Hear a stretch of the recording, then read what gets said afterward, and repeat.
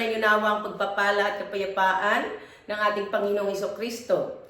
Okay, John 14 verse 27, nasusulat na, kapayapaan ang iniiwan ko sa inyo, ang aking kapayapaan ang ibinibigay ko sa inyo. Okay, bago nagdanas ng hirap ang Panginoon sa cross, sinabi niya sa kanyang mga disciple na kapayapaan ang iniiwan ko sa inyo, ang aking kapayapaan ang ibinibigay ko sa inyo. Hindi ito katulad ng ibinibigay ng sanlibutan. Huwag kayong mabalisa, huwag kayong matakot. Sinabi ko sa inyo na ako'y aalis, ngunit babalik ako. So bago umalis ang Panginoon, bago siya umakyat sa langit, ibinigay niya ang kanyang kapayapaan sa kanyang mga alagad. At hindi lang ito para sa kanila, kundi para sa atin din at sa bawat mananalig at tutupad sa kanyang salita. Okay, ang meaning ng kapayapaan or peace is a freedom from disturbance. It's a peace of mind. Itong kapayapaan na mula sa Panginoon ay hindi ito yung tahimik na kapaligiran or walang nanggugulo sa atin, kundi itong kapayapaan ay ang pagiging payapa ng kalooban natin sa gitna ng mga pagsubok or tribulations. Hindi tayo na babalisa, hindi tayo natatakot, hindi natitinag ang ating pananalig sa Diyos. Tulad ng ipinakitang halimbawa ng Panginoon noong magdanas siya ng hirap sa cross dahil sa ating makasalanan. Nang siya'y alipustahin, hindi siya gumanti. Nang siya'y pahirapan, hindi siya nagbanta. Nanalig siya sa Diyos na makatarungan. Ito yung nasusulat sa 1 Peter 2 verse 23. Okay, alam ng Panginoon na pag-alis niya, magdaranas ng mahigpit na persecutions ang kanyang mga alagad. Kaya pinatatatag niya ang kanilang kalooban at ipinagkaloob niya sa kanila ang kanyang kapayapaan. Ang kapayapaan ng Panginoon ay blessing niya ito sa kanila at para din ito sa atin na nananalig sa Kanya. Ang Panginoong Hesukristo ay nagdanas mismo ng mahigpit na persecution. Ngunit nanatili siyang mapayapa.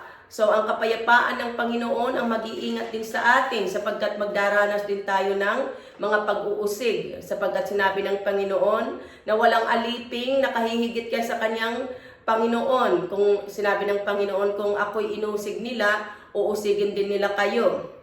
Ang mga unang nanalig sa Panginoon ay nagdanas talaga ng mahigpit na persecution. Ito yung nasusulat sa Book of Acts.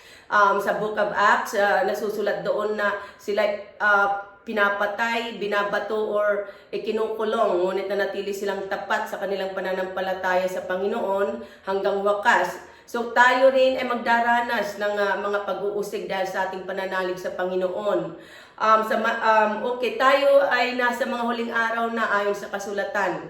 Sa Matthew chapter 24, nasusulat doon ang mga kahirapan at mga pag-uusig na darating. Sinasabi doon na may lilitaw na mga bulaang propeta upang iligaw ang mga nananampalataya. Lilindor sa iba't ibang dako, makaririnig kayo ng alingaw-ngaw ng digmaan at mga balita tungkol sa digmaan at magkakagutom. Nakikita na natin ang mga ito sa panahon natin dahil nga nasa mga huling araw na tayo. Ang mga kahirapan at pag-uusig na ito ay hinulaan na ng Panginoon, kaya't magaganap ang mga ito kay ayaw natin o hindi. Kaya pinatatatag ng Panginoon ng ating kalooban sa pamamagitan ng kanyang kapayapaan.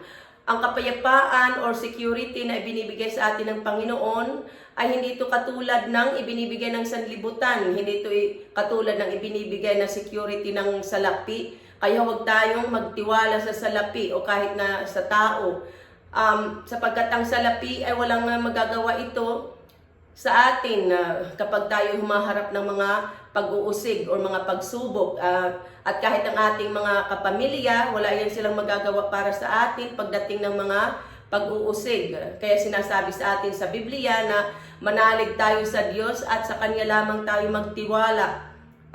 Actually sa Jeremiah chapter 17 verse 5 to 7, nasusulat na parurusahan ng Diyos ang nagtitiwala sa kanyang kapwa sa lakas ng mga taong may hangganan ng buhay.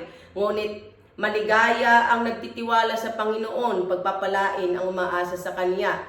At sa John 14 verse 1, sinabi ng Panginoon na manalig tayo sa Kanya.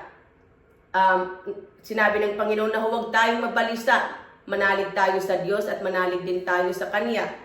Okay, ang kapayapaang ito na ibinibigay ng Panginoon ay matatanggap natin sa pamamagitan ng ating pananalig at pagtitiwala sa salita ng Panginoon at sa ating pag-ibig sa Kanya sa pamamagitan ng pagsunod sa Kanyang mga utos. Ito ay sa pamamagitan ng pananalig, pagtitiwala at sa pagsunod sa mga utos ng Panginoon. Ito ang nagbibigay sa atin ng kapayapaan or peace of mind. Kaya hindi tayo natatakot or magpapanik at mag-aalala kapag dumating ang mga pagsubok sa buhay. At kapag tayo ay pumanaw, papanaw tayong mapayapa.